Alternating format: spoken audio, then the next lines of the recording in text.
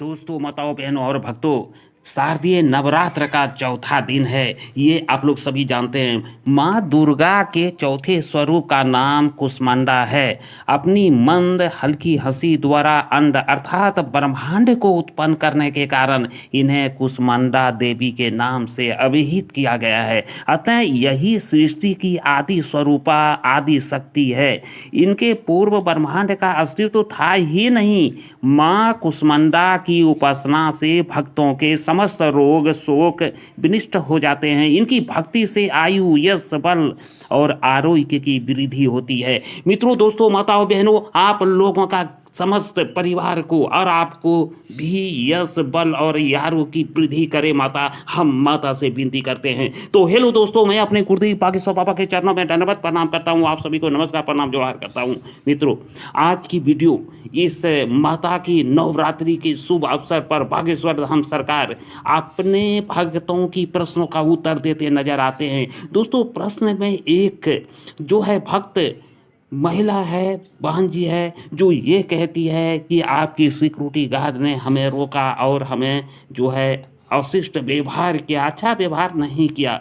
तो फिर उन्होंने ही प्रश्न करती है कि हम जो है पूरे हमें सुंदर कांड की पाठ याद है। मित्रों, ऐसे भी भक्त है जो महिला ही लगभग प्रश्न का उत्तर आज कर रहे हैं, प्रश्नोत्तरी में प्रश्न कर रही हैं।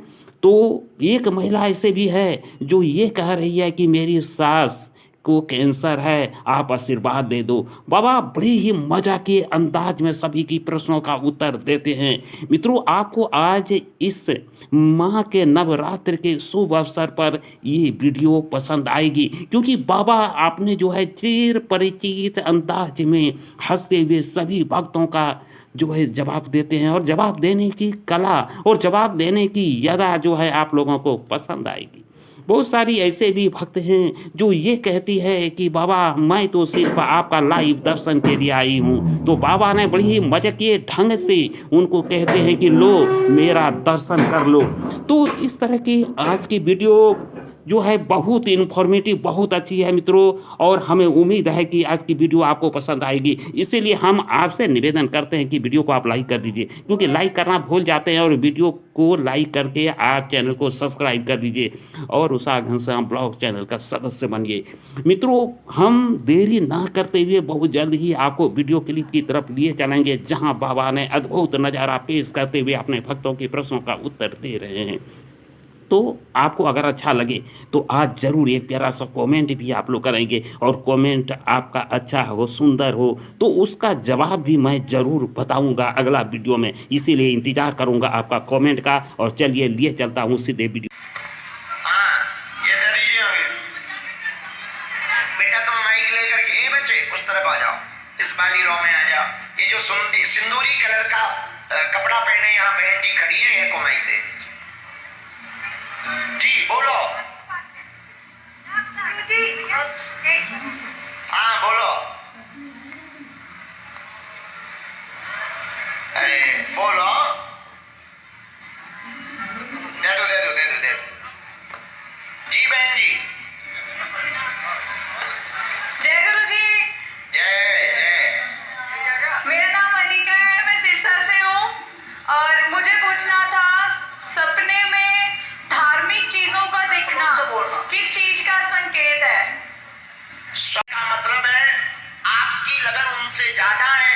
जैसे आप उन्हें याद करते हैं, वो अमुक शक्ति का केंद्र की शक्ति या अमुक देवी देवता आपको भी कृपा कर रहे हैं। गुरु जी कुछ समझ में नहीं आया, दोबारा बताना। एक मिनट शांत रहो यार। पहले तुम शांति करवा लो, मैं बोल रहा है, क्योंकि हमारा गला है, मशीन थोड़ी है माता कि हर बेर प्ले कर दे। सुनो, स्वप्न में एक बार सभी बैठ जाओ। हम तो बैठे ही बैठा है। सुनो माता, स्वप्न में तीर्थ स्थल का दिखना,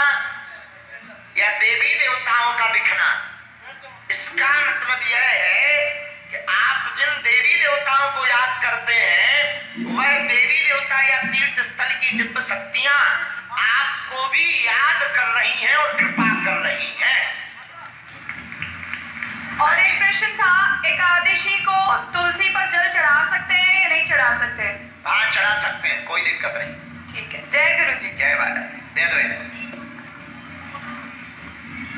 जय सिया राम गुरु जी। जय सिया राम। गुरु जी, मैं चाहती हूँ मेरे बच्चे को एक बार आपसे आशीर्वाद मिल जाए, आपकी गोद में बिठा दूं, और मेरी सासू माँ की कैंसर है, उनको एक बार आशीर्वाद दिला दूं। कल सामूहिक अर्जी लगा लियो, कल दरबार लगना है और बच्चे को आशीर्वाद है। मम्मी जी को बुला दो प्लीज। कल कल कल कल दरबार लगेगा, कल नहीं तो बहुत लोग आएंगे, तो हम अभी भभूति पहुंचाए दे रहे हैं, ठीक है? कैंसर रोगी तक भभूति भिजवा दी हो भैया, डॉक्टरी सलाह भी चलाओ साथ में। यहीं पे बैठे हैं वो, एक बार बुला लो। हाँ यहीं से दूर से प्रणाम करवा दो, दे दो भैया। इसके बाद कहाँ है माई? वो कपड़ा बांधे मुंह पे। हम तो माई की बात कर। लो भभूति आ रही आपके पास में, हमने दे दी। चलो दूसरी जगह माई दे दो तब तक बेटा। इनकी माता जी को भी ये भभूति दे देना। बोला बोला। ये जो पुलिस वाले साहब आगे खड़े हैं वर्दी में, इनको माइक दे दो, बहुत देर से खड़े हुए हैं। तब तक भैया तुम्हारा माइक कहाँ है? गुरुजी राम राम। से पटियाला से आई हूँ, आपसे मिलना चाहती थी। पहले हमें तुम देखो तभी हम बताएंगे। अच्छा जय जय जय जय जय। गुरुजी, मेरा ये क्वेश्चन है, जो विभीषण लंका में थे, उनको राम की भक्ति मिली, इतनी मिली, वो किस कारण मिली? विभीषण जी महाराज को पूर्व जन्मी आशीर्वाद है। राजा प्रताप बानु की कथा जो रामचरितमानस में आती है, उसमें यह धर्मशील नाम के बहुत ही अद्भुत धर्मात्मा मंत्री थे, तो इनके ऊपर विप्रों का आशीर्वाद था। लेकिन ब्राह्मणों के श्राप के कारण यह राक्षस कुल में उत्पन्न हुए, तो कुल तो राक्षस का रहा, पर कर्म वही भगवत भक्त वाले रहे, इसलिए लंका में रह करके भी विभीषण भक्त बने रहे। जय श्री राम, जय श्री राम। गुरुजी महाराज के चरणों में सत नमन। आशीर्वाद। गुरुजी महाराज राजेंद्र प्रसाद के चरणों में सत नमन। बहुत आशीर्वाद। कहाँ से हो? इशार से गुरुजी महाराज। जी बोलो। इशार से गुरुजी महाराज। और गौ माता की जय। माता की। गुरुजी महाराज हम 24 घंटा ड्यूटी करके और गौ माता की हरदम हर वक्त सेवा करते हैं। हाँ। सुबह नित्य में सेवा करके उसके बाद ड्यूटी जाते हैं, सुबह 4 बजे उठ के। तो ये लोग भी थाली रखते, ये भी कर सकते हैं। हमारी तरफ थूकते हो रहे हैं, कहीं गोबर खाता है, ये गौ बीमार होती है, उसको ले जाते हैं, ये करते हैं। हमारे घर वाले भी टोकते हैं गुरुजी महाराज, क्यों गौ के चक्कर में पड़ता है, अपनी ड्यूटी क्यों नहीं करता, क्यों हरा चारा गिरता है, क्यों गौ माता की सेवा करता है, क्या मिलेगा गौ माता में? कहने दो, आप अपनी पुलिस की ड्यूटी के साथ साथ गौ माता के जो समय निकाल रहे हैं, गौ माता के लिए हमें भरोसा है, आपको देख करके अनेक लोग गौ माता की सेवा के लिए समय निकालेंगे। बोलो गौ माता की। गुरुजी महाराज राजेंद्र प्रसाद की। एक बार गुरु ताली बजाकर धन्यवाद दो। बताओ, ये ड्यूटी में से भी गौ माता के लिए समय निकाल लेते हो, हम लोगों के पास समय ही समय है, फिर भी सेवा नहीं करते। चलो भक्तों, अभी जो आप लोगों ने सुने, इसमें आप देखिए एक जगह जब वो बहन जी शांत करते हैं अपने अगल बगल वाले को, और जब महाराज जी बागेश्वर धाम सरकार गुरु जी प्रश्न का उत्तर दे रहे हैं, उस वक्त में भी वो कहता है महाराज जी हमें शांत करना दीजिए। देखिए सर पे हाथ रखते हैं महाराज जी ने, बागेश्वर धाम सरकार ने। देखिए एक नज़ारा, अद्भुत नज़ारा, कितना अच्छा कितना सुंदर लगता है ये बात देखने के लिए, ये आज देखने लायक थी। दूसरा बात, ये पुलिस का मित्रों, पुलिस में रहते हुए हार्ड ड्यूटी करने के बावजूद भी ये गौ माता का सेवा करते हैं, बल्कि यहाँ तक कि इनके घर वाले मना करते हैं, फिर भी ये 4 बजे भोर उठकर गौ माता का सेवा इनका धर्म है, कर्म है मान लीजिए। क्योंकि इन्होंने सबसे पहले गौ माता को रोटी खिलाते हैं, उसके बाद ये खुद भोजन करते हैं। तो देखिए ये है हिंदू संस्कृति, हिंदू धर्म, सनातन धर्म मित्रों। क्योंकि इस भाई साहब का देखिए कि पुलिस में ड्यूटी होने के बावजूद कि खुद इन्होंने गौ सेवा यानी गाय का चारा खिलाना पिलाना गोबर साफ करना सारा कार्य खुद करते हैं। तो ऐसे होना चाहिए हमारे हिंदू धर्म की संस्कृति यही है। गौ माता की रक्षा गौ माता का सेवा हमारे संत महात्माओं ने बराबर ये बात कहते हैं और बताते हैं। गुरुदेव अनुदाचार्य महाराज की गौशाला में कितने गाय हैं, बागेश्वर धाम सरकार की गौशाला में कितने गाय हैं, ये तो आप लोग भली भांति परिचित हैं। इसीलिए हर सनातन धर्म को मानने वाले जरूर ये गौ को रखना चाहिए, उसका सेवा करना चाहिए। यही भाव है बागेश्वर धाम सरकार का समझाने का कि आपको देखकर बहुत सारे लोग गौ सेवा जरूर करेंगे, गौ माता जरूर रखेंगे। तो मित्रों, आज आप आगे जो देखने वाले हैं उसमें एक बहन जी कहते हैं कि आपके सिक्योरिटी गार्ड ने हमारे साथ अभद्र व्यवहार किया है और हमारे साथ अच्छा व्यवहार नहीं किया महाराज जी। तो महाराज जी बड़ी ही हंस के उत्तर देते हैं उस बहन जी का। चलिए उस उत्तर को आप सिक्योरिटी गार्ड मंच में चढ़े। मतलब सिक्योरिटी गार्ड ने रोका, इवन वहाँ लेडीज के साथ बड़ी बदतमीजी करी 2-2 घंटे तक। और मैंने उन्हें एक ही बात कही कि कितने बजे आई तुम बहना? मैं 2:30 बजे। हैं? 2:30 बजे। इसलिए तो तुमको रोका गया है। नहीं महाराज जी, मैं अपनी क्योंकि जो आगे बैठे हैं वो 12 बजे के बैठे हैं। नहीं महाराज जी, मैं अपना हनुमान जी का चमत्कार बता रही हूँ। मैं बचपन से बजरंगबली को मानती हूँ। मैंने उन्हें बोला भाइयों 2 घंटे बाद मैं आपको यही इसी जगह मिलूंगी। और हाँ, महाराज जी से बात करती हुई, क्योंकि मेरी भक्ति में है शक्ति, इसलिए आज मैं इस यहाँ मंच पे खड़ी हूँ। बोलो जय बजरंगबली की, बागेश्वर धाम की जय। मैं आपसे ये पूछना चाहती हूँ कि बजरंग बाण का पाठ स्त्रियां कर सकती है क्या? सिरसा से। शीर्षा बहना, हनुमान जी का बजरंग बाण का पाठ हमारी मति अनुसार पुरुष या स्त्रियों को तब तक नहीं करना चाहिए जब तक कोई नाक तक गले तक संकट ना परेशान करे। क्योंकि हनुमान जी को बजरंग बाण में राम जी की और माता जानकी की शपथ दी गई है। तो जिससे प्रेम करे उसको कसम देने की आवश्यकता नहीं है। और महाराज जी सुंदरकांड का पाठ स्त्रियों को बेझिझक कर सकते हैं। स्त्रियों को या पुरुषों को हनुमान जी की पूजा से कोई दिक्कत नहीं है। माताओं को भाई के रूप में हनुमान जी के रूप में पूजा करनी चाहिए, हनुमान चालीसा पढ़ना चाहिए, सुंदरकांड पढ़ना चाहिए। जो भी रोकता है वो मिथ्या है। पर भाई और पिता के रूप में हनुमान जी की पूजा कर सकती है स्त्रियां। धन्यवाद। मैं बचपन से लेकर सुंदरकांड मुझे कंठस्थ याद भी है, कुछ एक दोहे मुझे याद नहीं है। बचपन से सुनती आई हूँ अपने पिताजी से, सुंदरकांड पढ़ पढ़ के बड़ी हुई हूँ। और आज उस हनुमान जी का प्रताप ही है कि मैं यहाँ हूँ। क्या कर रही हो? मुझे ऐसे लग रहा है कि मैं सपना देख रही हूँ। मेरी आपसे एक बात काम हो करो, रही है। बगल में जो खड़ी हो उनसे चौटिया लगवा लो। हाँ सुनाओ, बताओ क्या प्रश्न है? सपना था पहले तो कि मैं आपको लाइव देखूं। हमको लाइव देखो। बेटा देख लो लाइव। देख लिया गुरुजी, आप सच में बस बोल नहीं सकती मैं। मेरी अच्छा धन्यवाद, सारी इच्छा पूरी हो गई आपसे बात करके। बहुत आशीर्वाद। कहाँ रहती हो?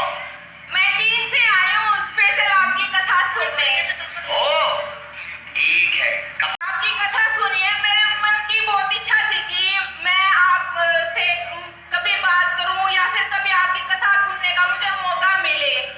तो आज मैं स्टार्टिंग से ही आई हूँ, 3 दिन हो गए मुझे आज, और 2 दिन रहूंगी। कुछ नया सीखा? गुरुजी लेकिन साथ के साथ भूल जाते हैं। थोड़ी सी सद्बुद्धि दे दो मेरे को। जय हो बहन जी। एक जगह हमने और कथा की थी, हमने कहा बताओ भैया बात समझ में आई, किसी का कोई प्रश्न तो नहीं है। एक आदमी खड़ा हुआ बोले गुरुजी ये बताओ राम राक्षस थे या रावण राक्षस था? हमने सिर पीट लिया, आपका बेटा ना राम राक्षस थे ना रावण, हम राक्षस थे जो 9 दिन में समझा नहीं पाए। जाओ तुम्हें याद होने लगे। आशीर्वाद। गुरुजी एक क्वेश्चन ये, राधा कृष्ण जी की शादी हो रखी है, कुछ लोग बोलते हैं कि नहीं हो रखी। तो इस क्वेश्चन का मेरे को पूरा सच्चाई। तुम्हें कोई दिक्कत है उनसे? दिक्कत नहीं है, कुछ लोग ये बोलते हैं कि उनका प्यार आधा रह गया। हाँ सुनो सुनो, नहीं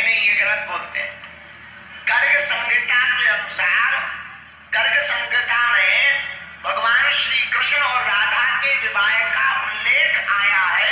भांडीर वन में ब्रह्मा जी के द्वारा श्री कृष्ण भगवान का विवाह राधा जी के साथ संपन्न हुआ।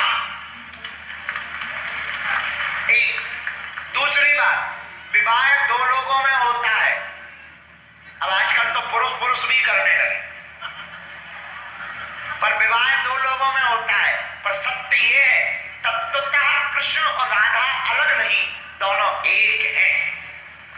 पर भांडीर वन में विवाह पूरा है। गुरुजी मुझ पे इतना आशीर्वाद बना दो कि मैं आगे इधर और पहुंच जाऊं यहाँ पे। अब बहन तुम पहुंचे ही आओगी, अब माइक छोड़ दो, तुम ओवर आशीर्वाद ना ले ले। आओ खुशी रहा बेटा। भैया बैठ जाओ पहले, बैठ जाओ तभी माइक देंगे। एक, हम 3 तक गिनेंगे, 2 और जे पूरे पूरे, हमने बोले ही नहीं क्या।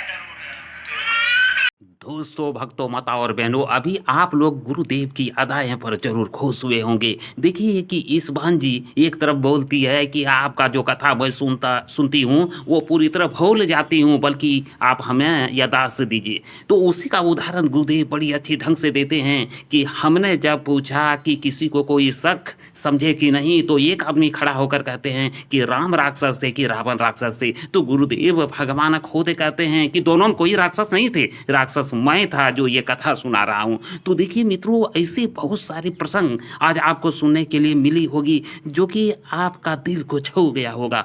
इस नवरात्र माता का जो अभी चल रही है और इसकी पूजा हो रही है, चारों तरफ धूमधाम से बाजे नाजे गारे एकदम बज रहे हैं। एक तरह से समझिए कि बड़ी खुशी की लहर बीत रही है समूचा भारतवर्ष में। तो आपका क्या कहना है इस बाबा का, इस प्रवचन का? क्योंकि बाबा का ये प्रवचन उस गाजे बाजे नगाड़े से कम नहीं है। और आज आप देखिए जहाँ जाएंगे तहाँ ही देखेंगे कि आज भागवत कथा या कुछ से कुछ हो रही है माता के दरबार में, माता जगदम्बे के दरबार में। तो दोस्तों इतना ही, मिलता हूँ अगला ब्लॉग में, तब तक के लिए जय हिंद, जय भारत, जय